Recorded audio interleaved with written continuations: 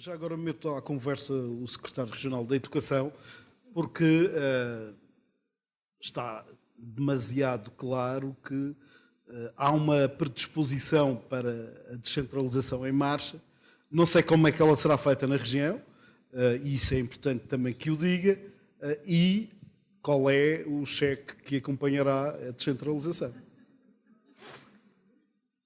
Nós estamos a falar de dois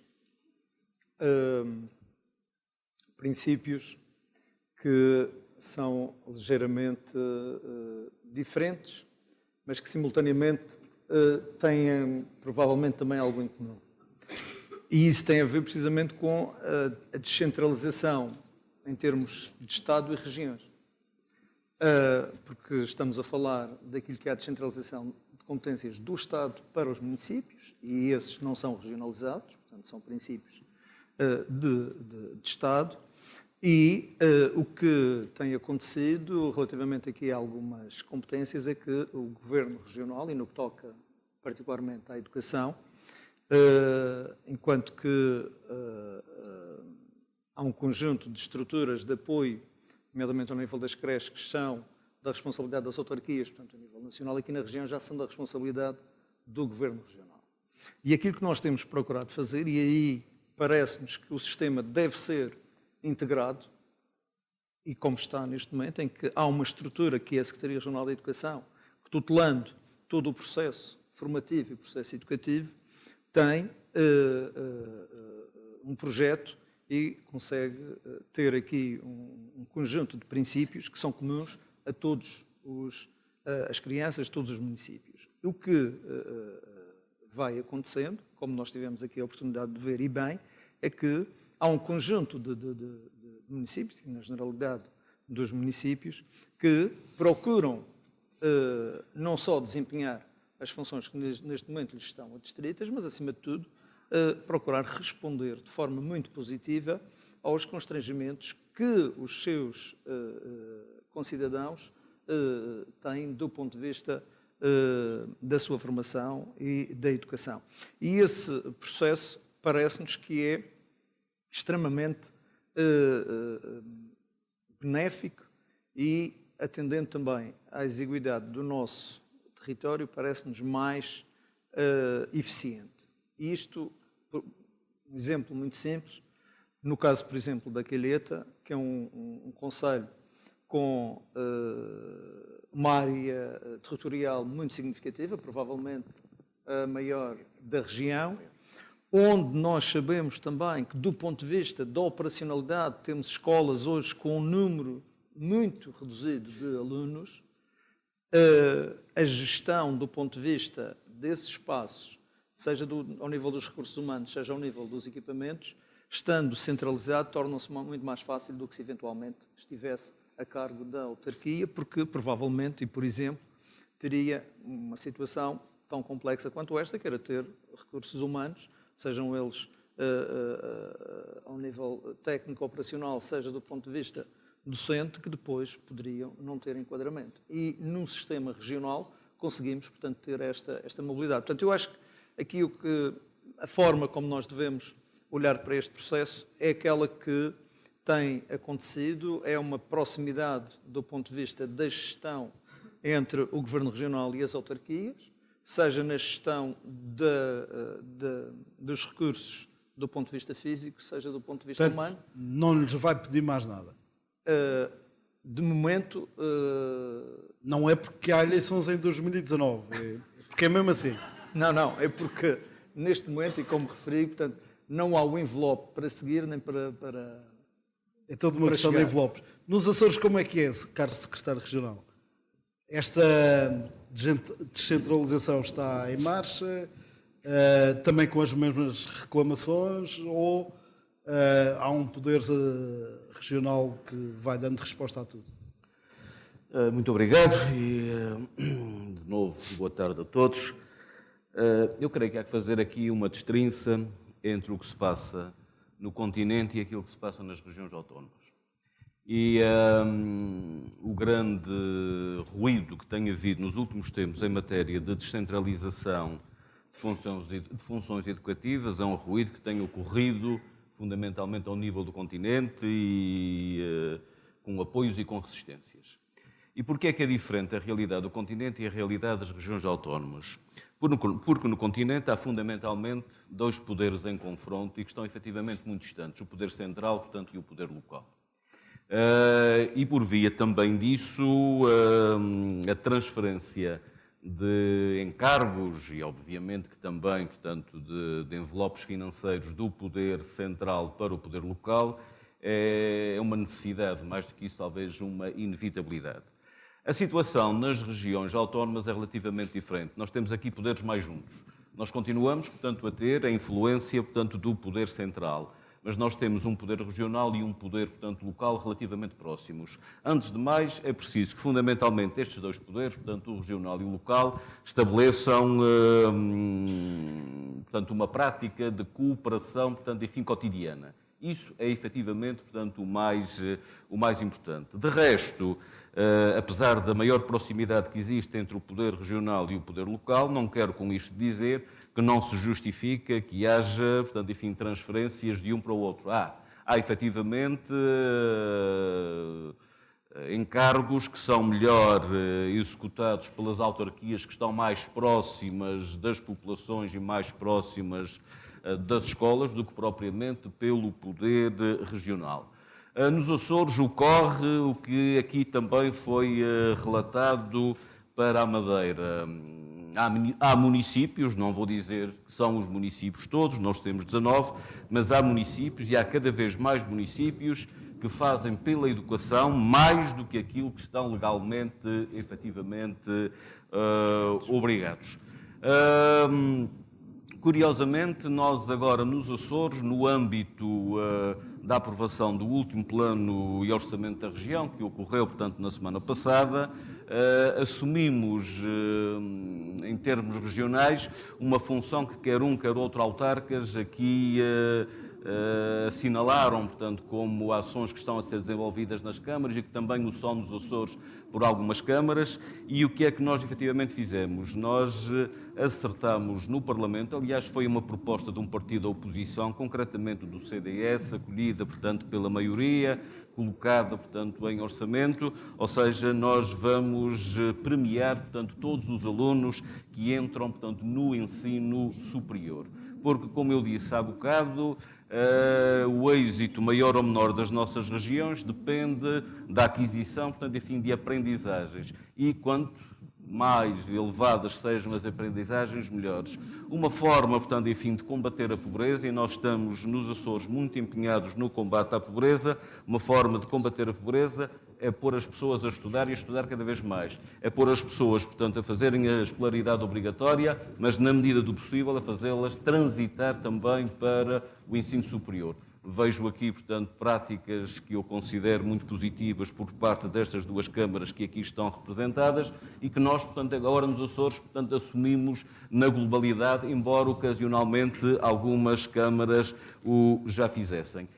Levo daqui da Madeira, portanto, uma ideia, portanto, interessante, que nós também queremos, tencionamos, portanto, implementar nos Açores, que está preso exatamente pelo tamanho do envelope financeiro, porque para quem dá o envelope é muito grande, para quem recebe o envelope é muito pequeno, e que tem a ver, portanto, com o problema dos transportes escolares. Os transportes escolares dos Açores ainda são assumidos centralmente, digamos assim, pela Secretaria Regional da Educação e Cultura, e é um tema muito complexo, porque se em ilhas maiores esses transportes escolares podem ser feitos em carreiras públicas, o que é efetivamente mais fácil, em ilhas mais pequenas, com localidades muito isoladas, tudo isso tem de ser feito, portanto, por circuitos de aluguer especiais, que muito mais facilmente as câmaras, portanto, assumiriam e descobririam as melhores soluções do que propriamente o secretário regional e a sua equipa,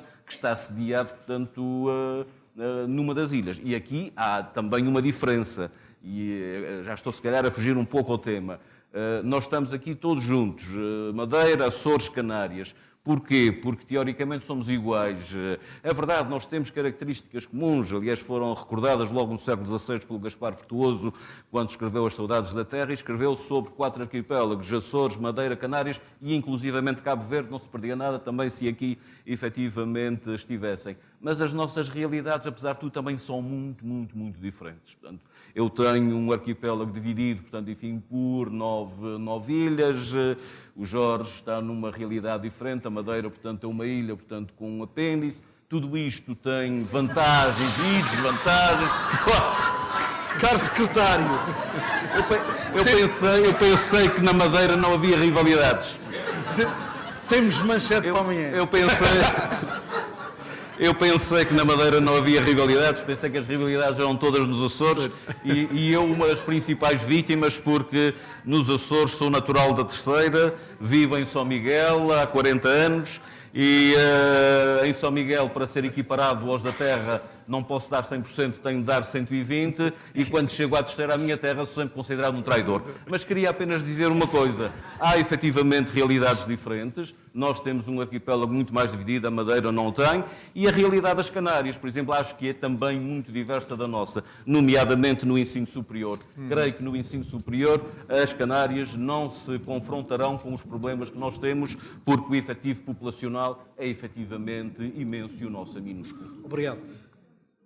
Resta saber como é que é em Canárias o equilíbrio de forças entre o poder regional, poder central, poder regional e poder local. Em matéria de educação, claro. A ver si soy capaz se oye bien. A ver Sí. si soy capaz de entender y de intentar hacerme entender porque es difícil. Creo haber entendido gran parte de lo que han dicho. Entre el sobre las gobierno y competencias- los municipios. Sí, las competencias municipales con respecto al gobierno regional. Yo creo que incluso las rivalidades que también existen Las en Canarias. Canarias, 7 ilhas. intentamos que cada vez menos, pero también existe. Creo que hay muchas similitudes.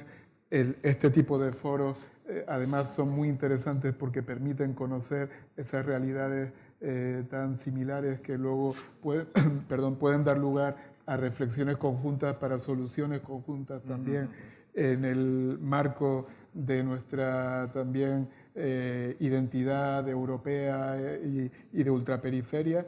Y bueno, en España es similar, tenemos un gobierno central, pero tenemos las competencias transferidas en el marco de educación, con gobiernos regionales prácticamente con plenas competencias en educación, salvo los mínimos de base que establece la ley nacional. Y luego los gobiernos municipales tienen alguna competencia muy concreta que es la del mantenimiento de las infraestructuras de las escuelas de primaria. Como nós. Eso conlleva, por un lado, una dificultad en el sentido de que desde el gobierno regional pues tiene que existir una gran coordinación con cada uno de los gobiernos municipales, también con esos equilibrios que hay que mantener, porque muchas veces hay ayuntamientos, gobiernos municipales que dicen que son menos atendidos que otros, con lo cual el gobierno regional tiene una gran responsabilidad a la hora de atender cada una de las demandas que se producen. Y luego, aparte de lo que son el mantenimiento de las infraestructuras, pues también hay otras materias en las que los ayuntamientos trabajan, por ejemplo, las actividades extraescolares en los centros educativos. Intentamos también que haya mucha coordinación. Y luego, por ejemplo, otros aspectos también importantes que se han comentado hoy aquí en relación al absentismo escolar, al abandono escolar temprano. Nosotros también tenemos cifras poco significativas, afortunadamente. Con respecto a absentismo escolar estamos en torno al 1,5% en primaria y al 5% en secundaria, no del número de alumnos, sino del número de sesiones de clase que los alumnos pierden cuando son absentistas. Y en este caso, los ayuntamientos, los gobiernos municipales tienen unos servicios sociales que atienden a los alumnos que son absentistas, y nosotros desde el gobierno, pues ahora mismo acabamos de aprobar un decreto en el gobierno para atender estos casos, aunque no son significativos, y una de las cosas que hemos lanzado es a la unión, a la federación de municipios, le hemos planteado un acuerdo de colaboración para que llegue a cada uno de los ayuntamientos. Hemos puesto, por ejemplo, una herramienta, una aplicación informática de seguimiento directo de los casos de absentismo escolar, y queremos que los ayuntamientos tengan acceso a esa información y que podamos utilizarla de manera simultánea con ellos para mejorar esos canales de comunicación. Y bueno, yo creo que un poco las dificultades con respecto al transporte escolar también tenemos las competencias y seguramente las dificultades que hacen que haya dentro de las islas sitios más aislados, ya sea por la orografía de las islas, que también es muy similar, o bien por lo que nosotros llamamos la doble insularidad, es decir, las personas que viven en islas más pequeñas con acceso a servicios más limitados que las islas grandes. Entonces, todo eso pues intentamos compensarlo con políticas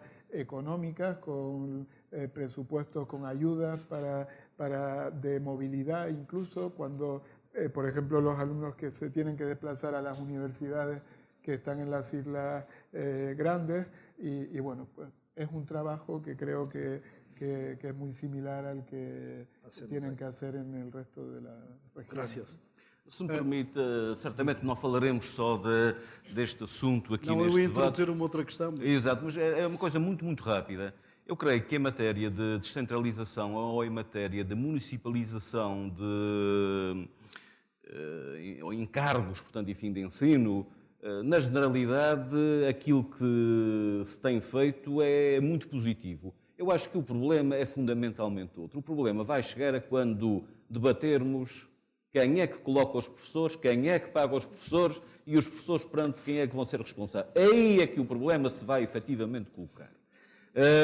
Posso dar, portanto, uma opinião. Nós nos Açores temos, obviamente, um concurso centralizado, que neste momento, e por pressão, portanto, dos professores feito ao longo dos anos, é inclusivamente um concurso anual. É um concurso que corre bem. Aliás, os próprios sindicatos, portanto, reconhecem. Agora, uma coisa certa, verifica-se uma certa instabilidade, portanto, do corpo docente em algumas escolas, sobretudo nas escolas de periferia.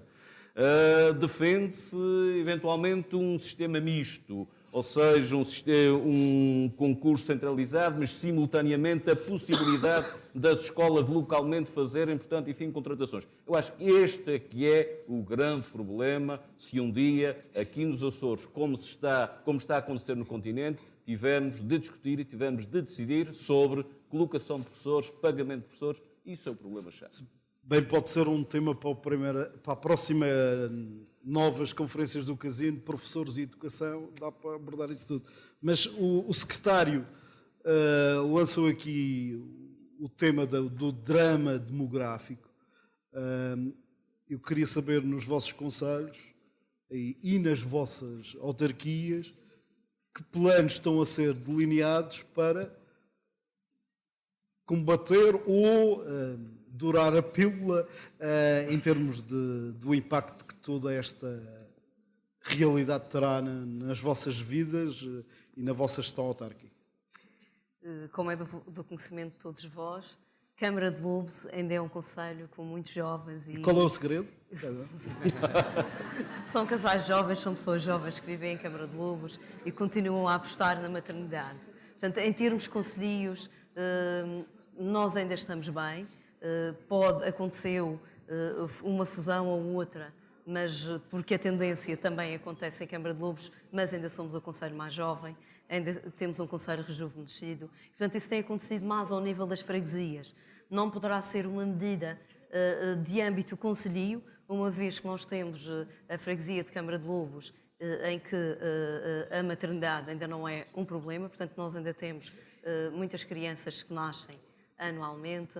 poderá acontecer mais nas freguesias mais rurais, que é o caso do Corral das Freiras, que é o caso da Quinta Grande e do Jardim da Serra. Portanto, não poderá ser uma medida, efetivamente, ao nível concelhio, mas das freguesias. E sei que, nesses termos, o Corral das Freiras tem um apoio, tem um incentivo à maternidade.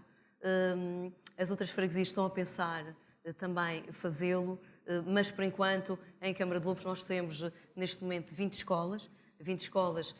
11 delas são públicas do primeiro ciclo, segundo ciclo, terceiro ciclo e ensino secundário, e temos outras escolas que são privadas.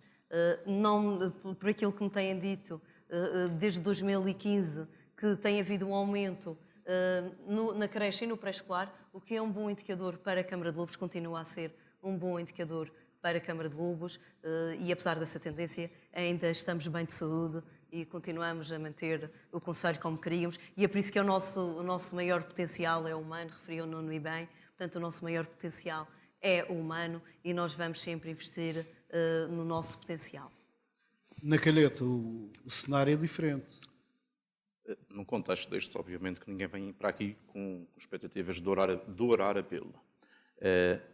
Há duas realidades. Há uma realidade numa parte do concelho, as 3 primeiras freguesias, no sentido sul-norte, onde as coisas não se sentem muito, a questão da quebra demográfica, e depois há uma outra realidade quase paradoxal, no Polo do Mar, na Fazenda Ovelha, nos Prazeres, na Ponta do Parque, que é completamente diferente e eu diria mesmo que é um cenário muito preocupante em termos de futuro.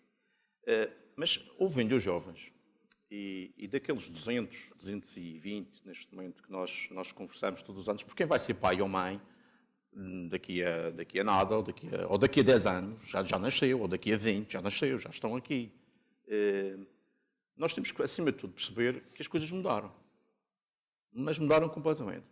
Um jovem, se calhar no primeiro ano de faculdade, quando chega aqui no verão, ainda tem um discurso muito afetivo, muito próximo.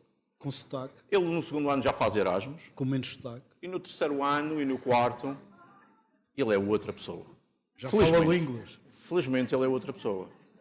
E ele está perfeitamente... Aliás, eu vivo isso até na minha própria família. Ele está perfeitamente preparado e com uma visão para ver o mundo de uma outra maneira. E nós vamos ter que nos aperceber disto. Obviamente que uma autarquia tem que trabalhar e tem que fazer alguma coisa para inverter. E o inverter só há uma hipótese, que é com a criação de postos de trabalho, que é só por aí que se consegue fixar pessoas. E mesmo com a fixação de postos de trabalho, é preciso ver as expectativas. Porque um jovem que faz formação em determinados sítios do país e que faz Erasmus, já não está predisposto para trabalhar na sua terra por aquele ordenado a cumprir aquelas funções. Portanto, ele já está predisposto para outros horizontes. Mas nos vossos conselhos não há convicção que se pode trabalhar globalmente para grandes marcas com bons ordenados sem sair da região? Essa é uma das perspectivas. Obviamente que é fácil dizê-la para a Calheta, para qualquer concelho da Madeira, para qualquer parte de Portugal ou até quiçá do mundo. De facto, essas áreas de trabalho, essas áreas de investimento, permitem exatamente aquilo que acabaste aqui de dizer. Mas a verdade é também que essas empresas estão sediadas onde? Estão sediadas por todo o lado. Exatamente. Portanto, algumas até estão na região. Sente muito mais no Centro Internacional. Sente muito mais necessidade de ir lá para fora para conseguir chegar a essas empresas do que propriamente ficar na sua freguesia ou no seu sítio. Apesar de reconhecer a qualidade de vida, sem dúvida que sim. Reconhece que tem uma qualidade de vida e a proximidade que não consegue ter em muitos outros sítios.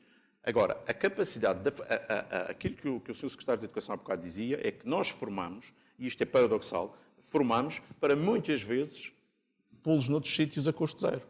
Porque eles foram formados por nós. Aonde que a solução passa? O que eu gostei muito de ver aqui nesta conferência foi a internacionalização da educação ao serviço de uma estratégia de internacionalização empresarial e da economia. Isso é que é uma visão de futuro muito interessante. É criar, como se criou no futebol, uma verba para a formação, ou seja, quem levar o recurso tem que pagar a formação. Isso está muito mais acima do trabalho de uma autarquia. Ora está. Posso, Miguel? Relativamente a este assunto, e falava o Miguel na redução de impostos, nós, município, baixamos o IMI, é um bom indicador para que os nossos jovens possam fixar-se no nosso concelho, a derrama para as empresas e, de facto, é com o potenciar do desenvolvimento económico que nós vamos fazer com que os nossos jovens voltem e que se fixem no nosso concelho. Neste momento nós temos 2 unidades hoteleiras que estão a ser construídas no concelho de Câmara de Lobos, não existia nenhuma na Baixa, e as nossas escolas dos segundos e terceiros ciclos, em termos de cursos de educação e formação e cursos profissionais, estão a investir no turismo, nas unidades de curta duração, ao nível das línguas, para preparar os nossos jovens para o mercado de trabalho. Portanto, é neste sentido que nós temos também de pensar um todo, temos de pensar a cidade das pessoas, a cidade dos jovens, e neste sentido nós estamos a preparar também os nossos jovens para que possam se fixar no nosso concelho e dar, de facto, motivos para que ali fiquem. E relativamente ao investimento, no que concerne às bolsas, e foi um fator um bocadinho polémico, mas decidimos incluir nas bolsas de estudo que os alunos apoiados iriam fazer um trabalho de final de curso que tenha a ver com o nosso concelho, que seja uma mais-valia para o nosso concelho, quer seja ao nível da educação, quer seja ao nível da economia, mas que nos traga alguma mais-valia e que possa no futuro também ser um indicador para que possamos ser mais competitivos no panorama regional e também no panorama nacional e internacional. Secretário, tinha uma observação a fazer? Sim, precisamente nesse contexto da fixação dos jovens, sem dúvida alguma que, e não é por acaso que procuramos incidir um pouco na lógica das novas tecnologias. É sem dúvida alguma num território que tem pouco em termos de capacidade produtiva, com dificuldades hoje de colocar, mesmo que tivesse os produtos em mercados competitivos, não temos dúvidas absolutamente nenhumas de que a produção de bens não tangíveis é, sem dúvida alguma, uma das soluções para os espaços insulares. E a fixação de empresas tecnológicas na região, como vem a acontecer, é uma oportunidade. E quando falamos de tecnológicas, não estamos só a falar, normalmente quando falamos de tecnologia associamos muito à informática e aos informáticos, estamos a falar de um conjunto de áreas que são afins, porque a contratualização implica ter um gabinete jurídico, porque toda uma estrutura que se gera à volta desses conceitos precisa também de criativos, precisa de pessoas de relações públicas, etc, etc.